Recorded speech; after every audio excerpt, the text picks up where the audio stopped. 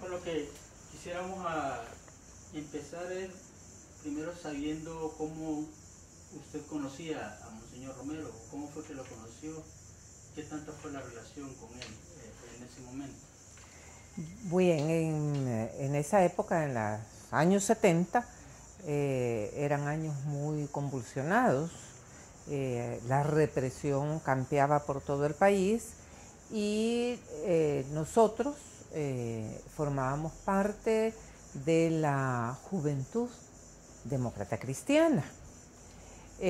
Al formar parte de la Juventud Demócrata Cristiana, pues nos permitía también tener relación con diversos sectores de la sociedad.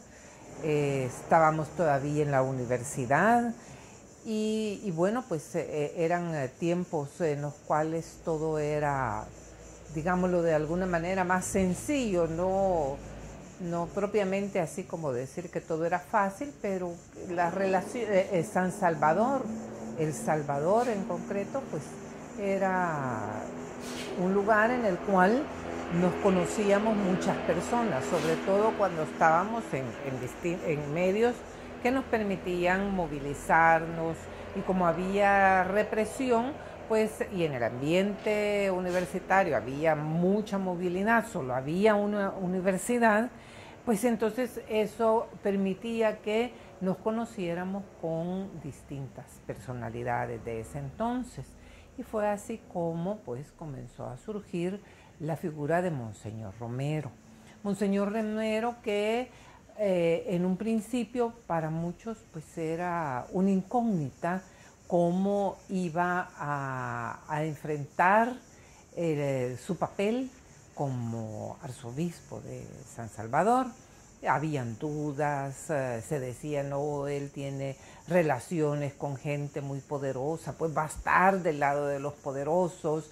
Otros decían, pues hay que esperar. Entonces fue así como se fue introduciendo la figura de Monseñor Romero. O sea que desde donde ustedes estaban, que era, se le veía como con cierta cautela. Con cautela, sí, así es, se le veía con cautela. ¿Y cuál fue la relación? ¿Hubo alguna relación más personal, digamos, de ustedes y su esposo con el arzobispo? ¿O siempre fue como un tanto lejana la relación, más, digamos, institucional? Sí, era un poquito más lejana, no era un trato familiar, sino que era ese tipo de relación que se establece con una jerarquía, de la iglesia, aunque nosotros, precisamente en el medio en que nos movíamos, teníamos bastante relación con sacerdotes, porque éramos asesores de cooperativas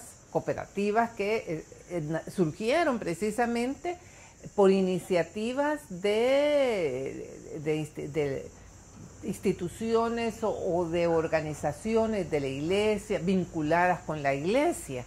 Entonces, siendo nosotros en ese momento abogados jóvenes o en proceso de graduación, pues estábamos muy cerca de estas cooperativas y les brindábamos asesoría. Incluso nosotros a estas cooperativas cercanas a la Iglesia Católica les ayudamos a tramitar su personería jurídica.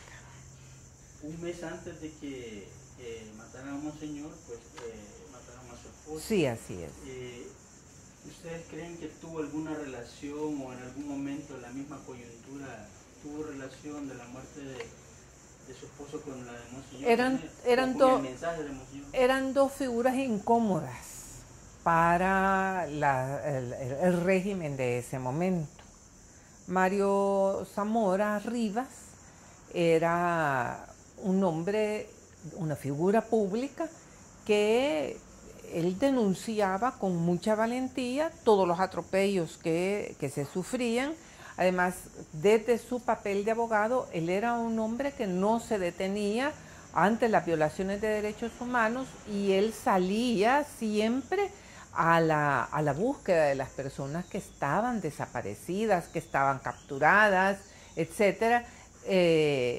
entonces sí era una figura incómoda por todo, y el poder de denuncia que tenía, sobre todo ya cuando él ascendió a Procurador General de Pobres. Antes así se llamaba el funcionario, ahora es Procurador General de la República, entonces era Procurador General de Pobres.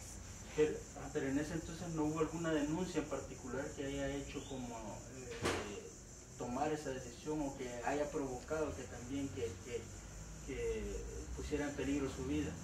Lo que pasa es que se denunciaba todas las arbitrariedades que se cometían en ese entonces, y había una figura pública también que surgió en esa época, que era digamos, el rostro de la represión, y que salía regularmente en la televisión anunciando, se sabía que cuando esa persona hablaba de alguien, su muerte era casi segura. Me estoy refiriendo a D'Aubuisson. Entonces, él en un programa de radio, de televisión, en los minutitos que tenía, señaló a Mario Zamora Rivas como vinculado con los movimientos que en ese entonces existían, de lo que posteriormente fue el FMLN, y sabíamos nosotros que ese era el anuncio que ponía en peligro la vida de él, que tenía sus ojos puestos en él. Pero así que haya sucedido un hecho relevante de decir, esta denuncia, esto que tú dijiste, es lo que te ha causado esto, no. Fuera toda esa figura pública que él era en ese momento. Era un momento en el cual él era conocido en todo el país, y las convocatorias que se hacían para mitines y todo ese tipo de reuniones, la gente se movía con sus propios recursos, y Mario tenía la capacidad de llenar plazas públicas. Entonces, todo eso lo convirtió en lo que le digo, en una figura que no era del agrado del régimen. Y Monseñor Romero, pues todos conocemos cuál fue el detonante. Cuando Mario murió, Monseñor Romero tuvo palabras muy, muy cercanas de apoyo, de solidaridad ante el hecho que sucedió. Incluso cuando se ofició una de las misas de 30 días para el alma de Mario, Monseñor Romero ofició una de ellas en la Basílica del Sagrado Corazón de Jesús. Era una misa que estaba convocada por la directiva de la Democracia Cristiana. Asistimos toda la familia y directivos de la Democracia Cristiana y otras personas. A las 5 de la tarde. Al día siguiente, el sacristán de la basílica encontró detrás de una de las imágenes una carga de dinamita que estaba programada para estallar a las 5. No estalló ni a las 5 de la tarde ni a las 5 de la mañana. A las 5 de la mañana no había ninguna misa. O sea que estaba proyectada para que explotara en la misa de las 5 de la tarde. Dicen los que conocen de este tema de que la carga era suficiente para que dañara no solamente la basílica, sino que varias casas alrededor. Pero no estalló, no era el momento de todos los que estábamos allí, incluido Monseñor Romero. Pero él sí eso fue un día de la semana, y luego a los pocos días él fue asesinado. Usted nos comentaba de que, bueno, no hubo mayor relación con Monseñor Romero, pero ese día por lo menos él sí le expresó... Él en su homilía se refirió concretamente a nosotros como familia, expresando no solamente su apoyo, su solidaridad, sino que también el deseo de que los hijos crecieran conociendo quién había sido su papá y conociendo el contexto histórico que se había vivido. Quizás solo me gustaría lo último que nos contara cómo se enteraron ustedes de la muerte de Monseñor Romero y qué pensaron al respecto cuando se dio, pues era reciente lo de su esposo y sucede también lo de Monseñor. Pues era ya así como lo más que podía suceder en ese momento, de que habían asesinado a un funcionario de gobierno, una figura pública conocida a nivel nacional, y además asesinan a un arzobispo.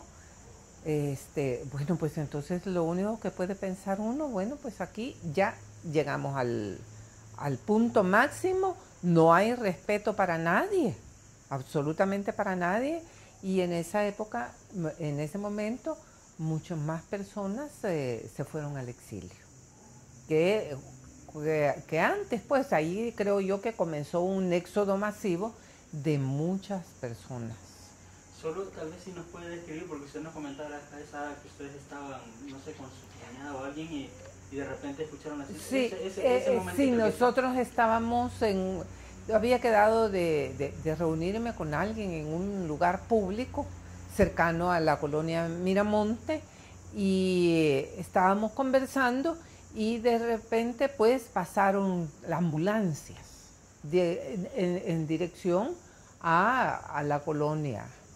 Y nosotros lo que comentamos en ese momento, bueno, pues posiblemente algo grave ha sucedido para que haya todo ese movimiento de ambulancias, de sirenas, etcétera. Y posteriormente por la radio nos encontramos con la noticia que habían asesinado a Monseñor Romero, que ya produjo pues aquí no solamente asombro, sino que en ese momento fue un poco así de pérdida de la esperanza. Bueno, ¿y aquí qué va a pasar ahora? Pues eso sería, doña. Bueno. No sé si hay algo más que tal vez usted quiera agregar. No, solamente. Okay. Tal vez solo nos va a ayudar